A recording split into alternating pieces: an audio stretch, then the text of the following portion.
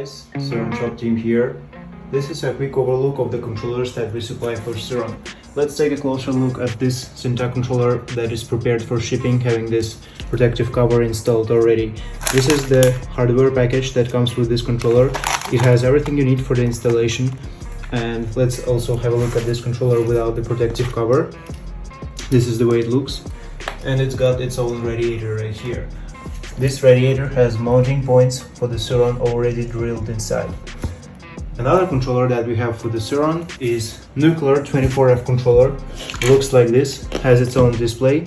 Keep in mind that SinTech controller works with the SurRon factory display, whereas the Nucular controller has its own functional display, which is also very good.